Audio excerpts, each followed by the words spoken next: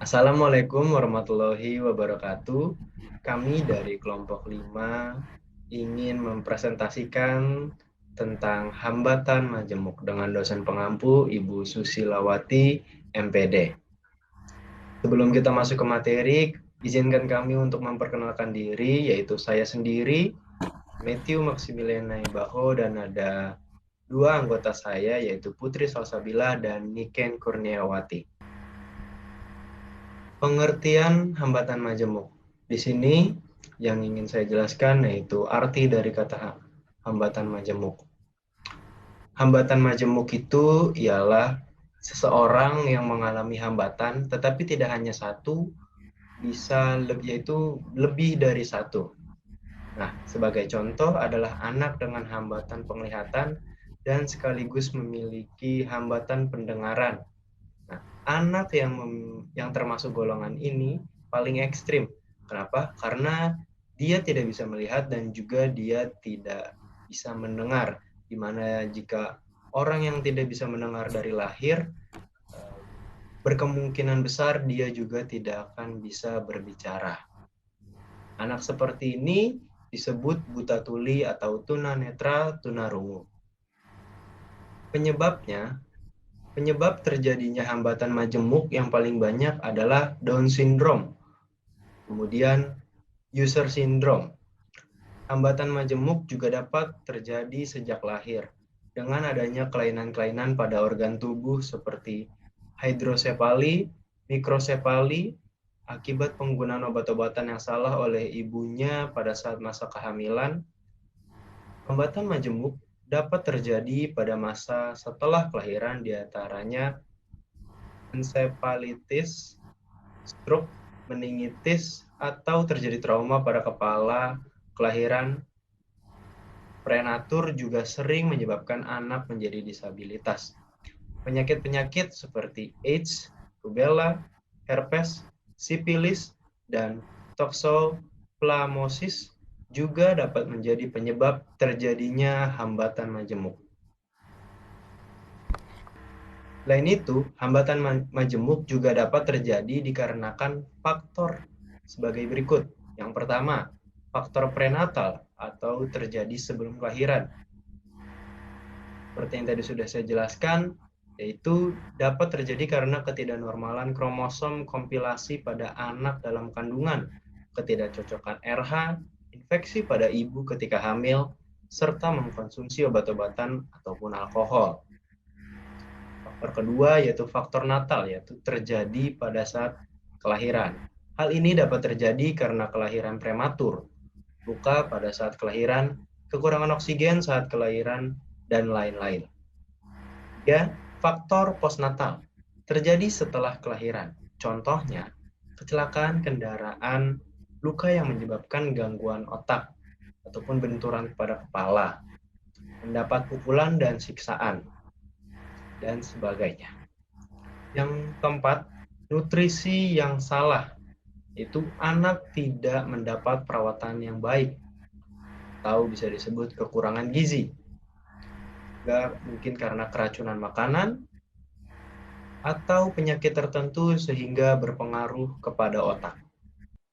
Selanjutnya, dampak hambatan majemuk. Dampak yang terjadi akibat hambatan majemuk yang berpengaruh pada perkembangan anak di beberapa area utama, antara lain perkembangan komunikasi, perkembangan gerak, perkembangan kognitif, perkembangan sosial dan emosi, dan yang terakhir, perkembangan konsep dan citra diri. Selanjutnya, dampak dari keadaan kehilangan penglihatan yang disertai hambatan lain memerlukan banyak strategi dalam proses pembelajaran dengan mempertimbangkan hal-hal berikut. Yang pertama, dampak dari kelainan pada kesulitan dalam pembelajaran. Yang kedua, pembelajaran harus berarti. Yang ketiga, karakteristik pembelajaran harus bersifat sepanjang masa. Selanjutnya, adalah 3 area yang dipengaruhi oleh hambatan majemuk. Yang pertama, dampak terhadap komunikasi. Yang kedua, dampak terhadap pengembangan konsep.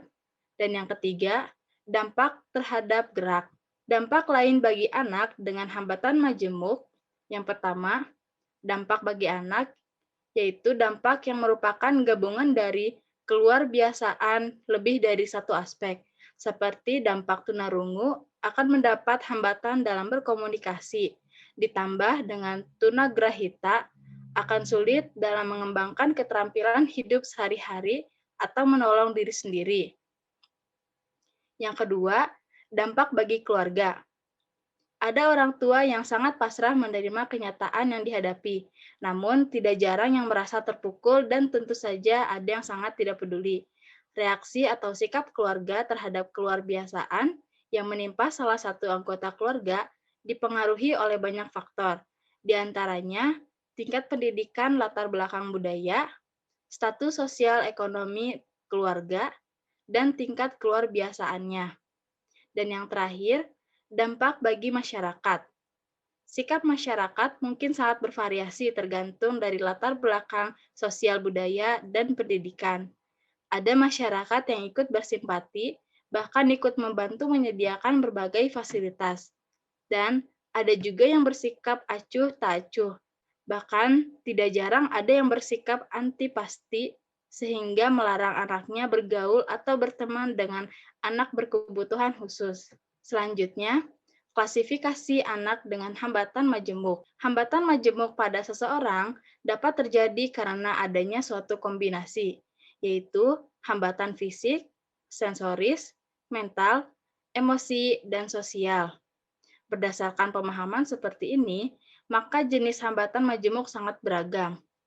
Klasifikasi hambatan majemuk yang berpangkal pada hambatan penglihatan yaitu hambatan penglihatan dan hambatan intelektual, hambatan penglihatan dan hambatan pendengaran, yang ketiga, hambatan penglihatan dan hambatan motorik, dan yang terakhir, hambatan penglihatan dan hambatan perilaku, dan lain-lain.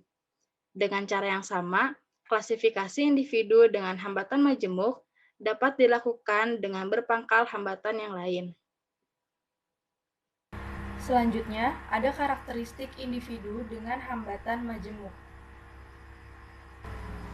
Ciri-ciri anak-anak hambatan majemuk dibagi menjadi dua, yaitu ciri-ciri secara umum dan khusus. Ciri-ciri secara umum, 1. Kurang komunikasi atau sama sekali tidak dapat berkomunikasi. 2. Memiliki masalah dalam menggeneralisasikan keterampilan dari suatu situasi ke situasi lainnya. 3. Perkembangan motorik dan fisiknya terlambat. 4. Seringkali menunjukkan perilaku yang aneh dan tidak bertujuan. 5. Kecenderungan lupa akan keterampilan yang sudah dikuasai. 6. Kurang dalam keterampilan menolong diri sendiri. Dan yang terakhir, jarang berperilaku dan berinteraksi yang sifatnya konstruktif. Selanjutnya, prevalensi individu dengan hambatan majemuk. Sebagaimana dijelaskan pada bagian di atas bahwa individu dengan hambatan majemuk jenis dan tingkatannya sangat beragam. Dapat dipastikan bahwa ada sejumlah anak yang memiliki hambatan seperti ini, hanya saja jumlah pastinya belum diketahui. Berdasarkan pengalaman para guru di SLB, hampir di setiap sekolah ada anak yang mengalami hambatan secara majemuk. Di Amerika, perkiraan jumlah individu dengan hambatan penglihatan yang disertai dengan hambatan lain memang beragam tergantung pada sumbernya. Menurut Home Counselors of the Blind Babies Foundation, sejak pertengahan tahun 1980-an, prevalensi anak-anak ini meningkat dengan estimasi 50% sampai 75% dari jumlah anak-anak dengan hambatan penglihatan. Sekian presentasi yang dapat kami sampaikan. Kurang lebihnya mohon maaf. Wassalamualaikum warahmatullahi wabarakatuh.